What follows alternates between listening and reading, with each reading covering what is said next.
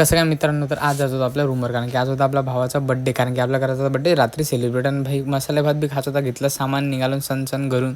आणि मग काय पोचलं गाडीवर, गाडी घेऊन निघाला आपण फुल स्पीडमध्ये. पण म्हटलं यार बिना केकचा बड्डे कसं सेलिब्रेट. मग आलो मी केकच्या दुकानात, म्हणजे आपल्या गौरीशच्या. मग भाई गौरीशमधून घेतला हवाला केक. आणि केक म्हटलं यार पैसे बी करायला का ना, मग पैसे वगैरे पेमेंट केले आणि तिथून निघालो मग भाई केक घेऊन. आणि केक घेऊन निघालो, आपला मारला गाडीला सेल, पण निघालो सन कनी रूमकडे.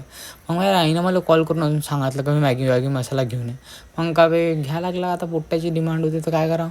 मग भाई ते घेऊन निघालो आणि आलो मी रूमवर. मग भाई पोचलो ना भाई रूमवर, तिच्यात भाऊ सदनेश बोलू फोन अरे भाई गेट उघड रे म्हटलं भाई.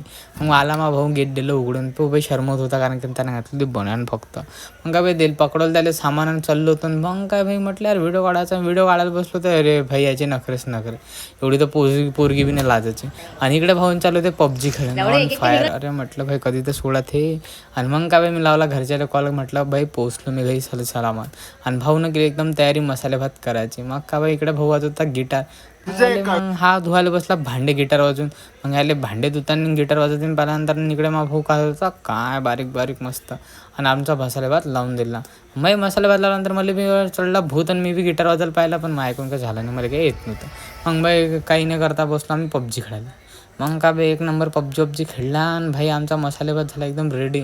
आणि भाई पाहिलं तर हा का वाश उरालता खतरनाकमध्ये. मी नाही बनवत तिकडे खतरनाकमध्ये कढी.